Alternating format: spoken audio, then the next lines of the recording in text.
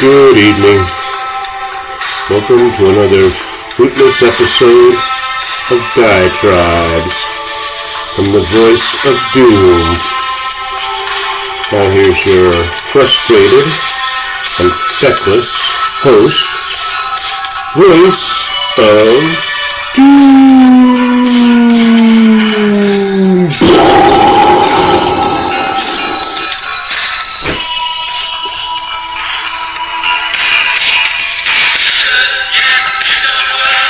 Just love Gang of Four.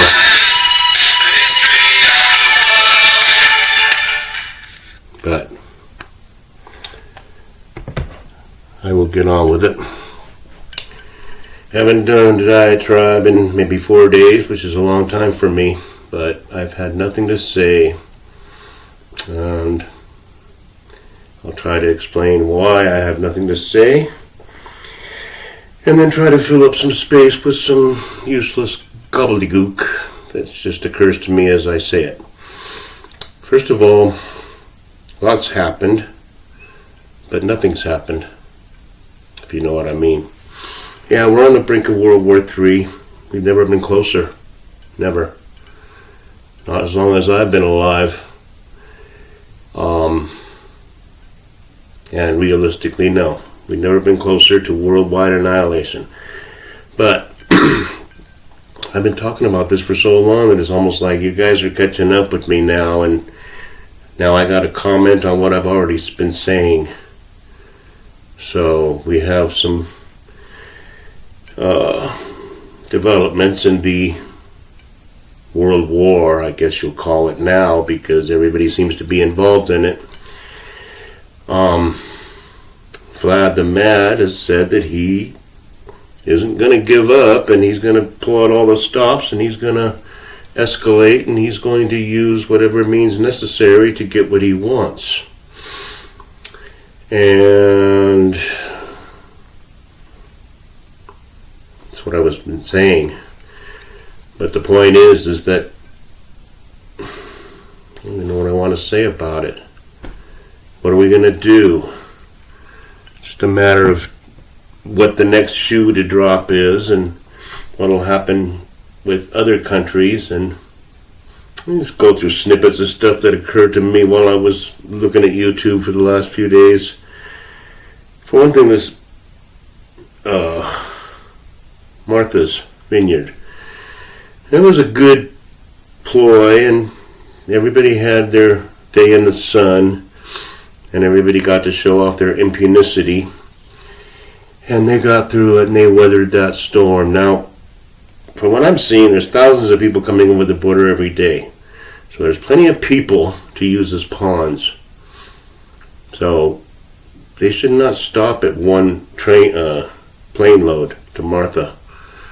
They should give a few more plane loads, like one a day, for like a week to 10 days, one plane load a day, and say, you don't get the point, do you? You think you're just going to ship them off somewhere else and wash your hands of everything and call it a day and say, we did our part for the porous border where anybody can be bringing in anything they want to? The people are being shipped willy-nilly anywhere and everywhere in this country except for where the Wokester dams don't want them.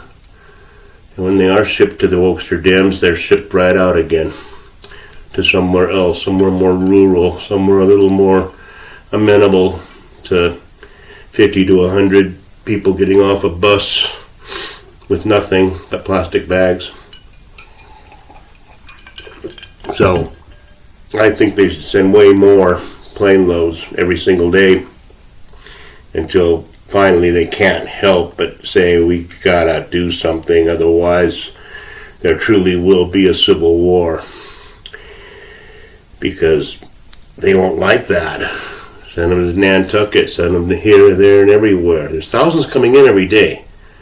There's plenty of people to ship off to these enclaves of white supremacy.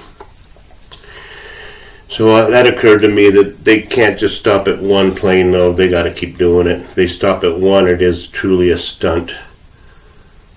That they could just show the hypocrisy, the impunicity. So, something. Now, Petri Dish gave a speech. I don't want to talk about that yet, but I'm not going to talk about it much. Gave a couple speeches, gave an interview, gave a speech. Idiocy, as usual. But some of his speech had incendiary rhetoric in it. It had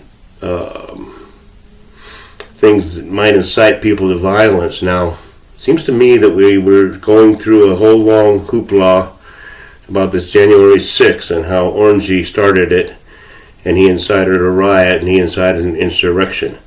And I think they're going to start up this thing again, because they want to keep running this show right up till the election. So they're going to start this January 6th thing again up with the Senate, whatever, doing nothing. Big kangaroo confab. But the point is I think you can say that Petri Dish very adequately incited a murder, because he called all MAGA Republicans terrorists, basically, and said that we're an existential threat. And I'm not a MAGA Republican, but I kind of am on their side. Existential threat. Now, a guy got run over by another guy because of a political argument they had. And the guy that got run over was perceived as a MAGA Republican. And the perpetrator who ran the guy over with impunity said, is a liberal. Okay. They look the opposite if you look at their pictures. Looks like the guy that ran him over looks like a MAGA, and the guy that was supposedly the conservative or whatever said something wrong. Probably said, Orangey was better. Well, I'm going to run you over. He looked kind of woke, but it just goes to show you perception. There's a lot of people, they might look kind of off the wall in their attire, in their overall demeanor, and yet be on the side of Orangey and the MAGAs and what have you. But I just thought that was interesting that they're not really saying anything about Petri Dish perpetrating a crime by inciting violence, by saying that certain people are an existential threat. The worst threat to America is domestic violence by white supremacists. That's the worst threat to America right now. Now, it's all about perception. And you tell people long enough that things are a certain way, they're going to start to either believe it or at least not care and just be complacent and let it happen. So I'm looking forward to World War III in earnest. Probably between Thanksgiving and the Christmas Yuletide season. Maybe sooner. It depends. Things are definitely escalating. Now, let's look at it logistically. Vlad the Mad wants to call up 300,000 more people, but he doesn't have it all together yet. I don't know exactly if they are all in reserve or if he's going to start a draft.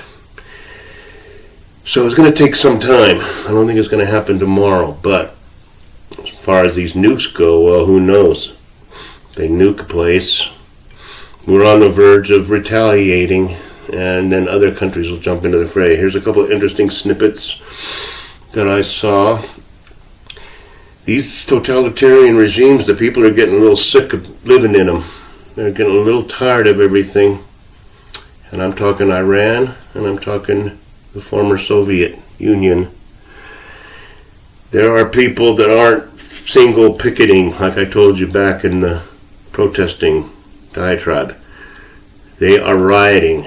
They are protesting. They are being dragged away by the Russian police, and they're rioting and protesting en masse because they're finally waking up that this war is not right for them. And they're fleeing the country. So the rich people that can afford a ticket are just buying one-way tickets, packing up some bags, which is more than you can say about the Venezuelans. At least they have luggage. And they're going to Serbia, they're going to the Emirates, they're going all kinds of places to get out of Russia. They want out. They don't care if they ever come back. Now this can't bode well. If you go back to the early 90s, there was a revolution when people rose up against the Soviet Union, and the Soviet Union fell apart in just a few days because the military was on their side. And it was just in the cards. You have to go back to history. It's very complicated. But it was time for a change. And it didn't get much better after they overthrew the communist regime. In fact, it's much worse now. But what was I going to say about protesting? Well, I mean, back then the people protested and the military did not fight against them, and then suddenly the regime fell. Now they're protesting again. Iran, very strict, wasabi or whatever they are. They're Shiites. Women have to dress appropriately when they're out in public. Well, some women had her hijab, or whatever they call it, was not tied on correctly. So she was arrested, and she was subsequently killed while in custody. And people are taken to the streets. They've had it with this crap. Iran was under a dictatorship in the 70s. But they were a civilized country as far as regular society goes. They were like Afghanistan before Petrie pulled his stunt. They were normal. They had barbershops, they had salons, they had clothing stores, they had gift shops, they had restaurants. They dressed Western. And then back in the Jimmy Carter era, a guy with different kind of ideas came back because the people wanted him. The students, the wokesters of Iran wanted a strict Islamic government, and they got exactly that. Now, I don't know if most of the people are alive that were in that embassy when they took it over. Most of them are probably executed because that's how they do things there. The revolutionaries are eventually executed. But they had riots about getting rid of the Shah of Iran. I remember it very distinctly. And then this other guy came in and everything changed. It went into the 14th century and there was executions all over the place. And Iran became our enemy. But they still had oil and stuff, so we had to play all kinds of games. Sometimes we'd be on Iraq's side, sometimes we'd be on Iran's side and have them fight each other. And we funded that too. So it's all coming around again. But I will leave you, after talking about protest, I'm not even going to talk about Petri dish because he didn't say anything. Can't make fun of it. It was just a bunch of platitudes where they're going to spend $50 billion on this and $150 billion on this and another $70 billion on this and another $260 billion. Kept reeling off these numbers, how he's going to solve all the problems. Is they're going to spend, just look at the idiocy in the UN. And he took Russia to task. Whatever. Wasn't worth watching. I didn't watch most of it. It's disgusting. I hate that green wall. Anytime they're talking in front of that green wall, I know I'm going to be sick. So that was that. And there was one positive thing I saw on YouTube. I don't know if it was contrived or actually live feed. As far as this good old boy's walking down the sidewalk in Texas kind of limping, and another guy says, "Oh, your feet hurt, huh?" And the guys, or they said hello and hi, and "Oh, your feet hurt." "Yeah, they really hurt. You want to try this new shoe?" The guy looks like OG. He's a big person of color, and he opens up his trunk, and he's got all these shoes and stuff in there. And the old white guy, Mr., pot belly, a cowboy hat. It's like, oh, I'll try it. Now, I never usually go near people that are selling things out of their trunk. So I might think it was contrived, but the guy tried the shoe on, he liked it, and they were getting along. They were communicating. They weren't hating each other. So whether it was contrived or not, it's a nice image that even a good old boy from deep Texas South can walk down the street or the sidewalk and be aided by an entrepreneur, and they're from two different worlds. I think it was Kenya he was selling these shoes. The guy liked them. It was a good up thing. I want to see more of that. People just getting along, because we'll have a better world if that happens. Got to get rid of the regime, though. Get rid of all those people. Might have to happen the hard way, too. I'm sorry to have to say that, but mushroom clouds might be in the offing. So you can look forward to that. All right. Have a happy day. It's the first day of autumn tomorrow, I believe. So enjoy.